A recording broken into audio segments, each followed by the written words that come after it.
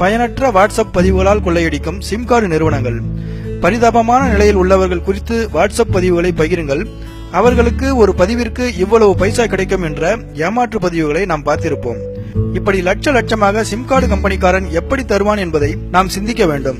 இவர்கள் சொல்லும் இப்படிப்பட்ட பாதிக்கப்பட்டவர்களை சந்தித்து நாம் எப்போதும் உறுதி செய்து கொள்வதில்லை. இதனாலேயே சிம் கார்டு நிறுவனங்கள் நம்மை சுலபமாக ஏமாற்றுகின்றனர். இதன் பின்னணியில் உள்ள சிம் கார்டு நிறுவனங்களின் அயோக்கியத்தனமான கொள்ளை நடப்பது எப்படி என்பதை இப்போது பார்ப்போம். முதலாவதாக, இந்த பதிவை பகிரும் ஒருவருக்கு அவருடைய டேட்டா பேலன்ஸில் இருந்து சுமார் 50 KB செலவாகும். இதை டவுன்லோடு செய்து பார்க்கும் அல்லது கேட்கும் பிறருக்கு நெட் கார்டு பேலன்ஸில் இருந்து சுமார் 50 KB செலவாகும். ஆக ஒரு குரூப்பில் இருக்கும் மொத்தம் 100 பேரும் இந்த பதிவை பார்ப்பதாலோ அல்லது ஷேர் செய்வதாலோ சுமார் 5 GB வரை செலவாகிறது.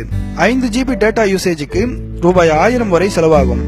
இந்த 1000 ரூபாயில் 20% அதாவது 200 ரூபாய் இந்திய அரசாங்கத்திற்கு வரியாகவும், நெட் கார்டு விற்கும் கடைக்காரனுக்கு 5% கமிஷன் போக மீதம் உள்ள 750 ரூபாய் சிம் கார்டு கம்பெனிக்கு தான் போகும். இப்படித்தான் ஆக்சிடென்டில் கண்ணு போச்சு, காலு போச்சு, காது போச்சு, குழந்தைகளுக்கு இருதயத்தில் ஓட்டை விழுந்துருச்சு, குழந்தை வயிற்றில் கத்தி போயிருச்சு, பிறகு இந்த சாய்பாபா படத்தை பார்த்த உடனேயே 10 பேர்களுக்கு ஷேர் பண்ணுங்க, உடனே நல்ல செய்தி வரும், அலட்சியப்படுத்தினா ரத்தம் கக்கி சாவிங்க என்று கடவுள்களின் பெயரை சொல்லி ஷேர் செய், நல்லது நடக்கும், இல்லனா கெட்டது நடக்கும் என்றும், மேலும் இந்த நெட்வொர்க்குக்கு ஷேர் செய்தால் 10 GB 3G இலவசம் என்றும், இப்படி புதுசா எதையாவது எழுதி பேசி இது மாதிரி குரூப்களுக்கு அனுப்புவார்கள். இந்த மாதிரி சோகமாக பேசி இதை நீங்கள் குறைந்தது 10 குரூப்ஸுக்கு அனுப்பு என்பார்கள்.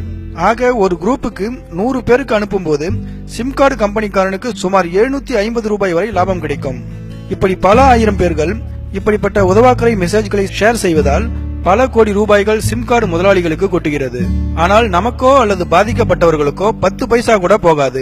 இதற்காகவே இதுக்கென்றே சிம் கார்டு கம்பெனிக்காரர்கள் ஆட்களை சம்பளம் கொடுத்து அமர்த்தியுள்ளார்கள்.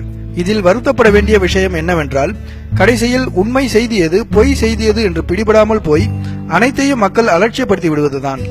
ஆகவே நண்பர்களே, உங்கள் குரூப்களுக்கு இது மாதிரியான பொய் செய்திகளை பதியும் முன்பு யோசனை செய்துவிட்டு அப்புறமாக பதிவிடவும்.